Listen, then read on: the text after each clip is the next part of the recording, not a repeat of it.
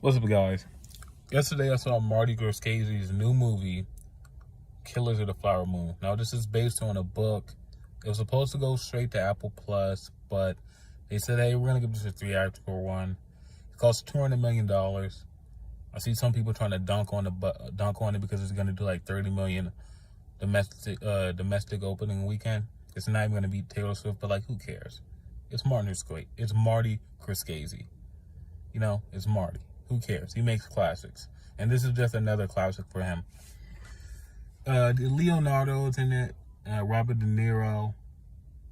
There's a lot of, not really a lot of known actors that are in this. Like, those are pretty much the two most notable ones. Well, actually, Jesse Plemons, Brendan Fraser. And after that, you don't got many notable names. And two of those names don't even show up until like halfway through the movie. This movie is 3 hours and 27 minutes. It's about the Osage murders from 1921 and 1925. Like I said, it's 3 hours and 30 minutes pretty much. I didn't really feel the runtime. Like, I'm not gonna complain about runtime. I just fucking binged The House of Usher last week. So it's like, who am I to complain about runtime?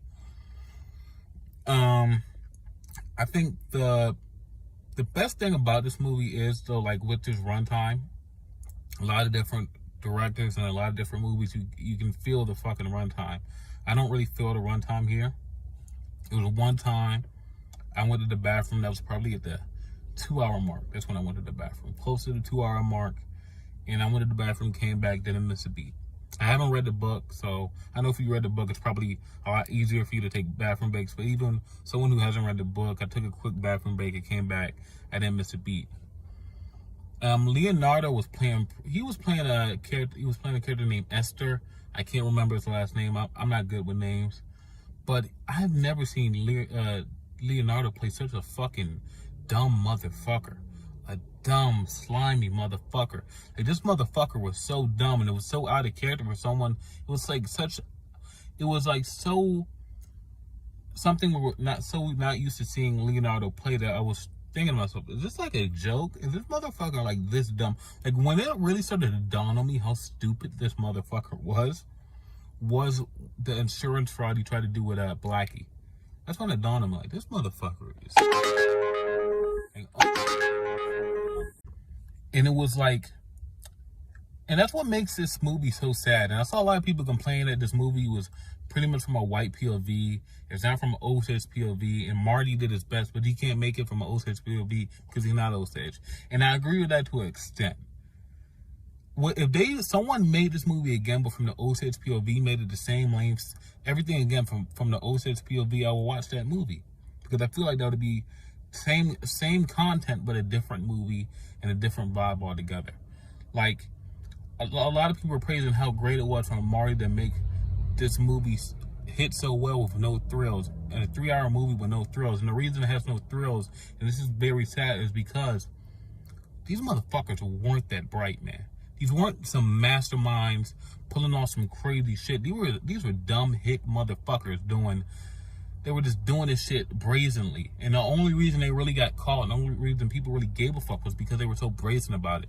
Like, once they blew up the house, that's when they fucked up, because that's showing how brazen they were about this plot to kill all these Native Americans, kill all these Osage. And, I mean, yeah.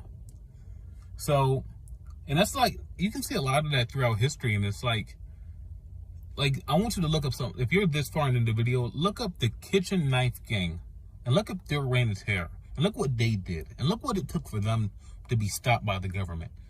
That's a recurring theme in all governments. The government doesn't really give a fuck until you really fuck with them, and that's very sad, because how much can you do to your own people until your own government actually cares about their own people?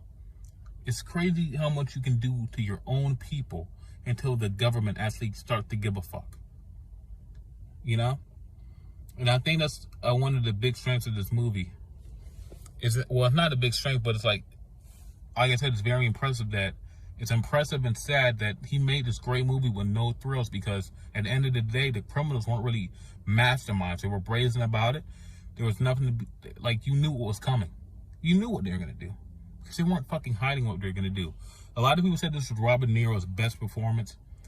I was skeptical because he's like, your brother, you've been in the game forever, you know? He's been in the game forever. We done seen him do all these great performances. When someone say, oh, he gives his best performances in this, you gotta be like, oh, okay, this might really be his best performance. Like, he was, like, these last couple of years since Irishman, I feel like he's kind of just been doing whatever, because we know he's got another kid on the way. He's got all this shit. We know Robert De Niro needs money.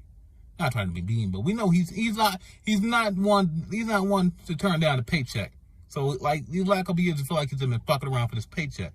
He won't fucking around for no paycheck here. He brought it. He brought it. He really did. Leonardo, he brought it. Lily Gladstone, I see a lot of people say they want her to get not only a Best Actress nod, but for her to win. I don't know. It's going to be a tall task. She's got my vote, but like I said, it's going to be a tall task. She was great, and I wish we got to see more of the Osage POV, because I really do feel like they were a heartbeat of this movie. And I really do feel like what happened to them was very tragic. And like I said, if you made another movie from the Osage POV, I would watch it. I really would. So, overall, Killers of the Flower Moon, I'm not going to go long on this like I did that Usher review last week. So, overall, it's a 9.5 out of 10. It's damn near a masterpiece, but not. There's a few things I would change. Like, I wasn't crazy about Brendan Fraser's performance. I see a lot of people ragging on it. He only was in the movie 5 minutes. Jesse Plemons, he served his purpose, you know. Like I said, the FBI, the government, they didn't give a fuck until they were so brazen about it, and that's how his character felt. Like, you're finally here, but it's kind of too late, my man.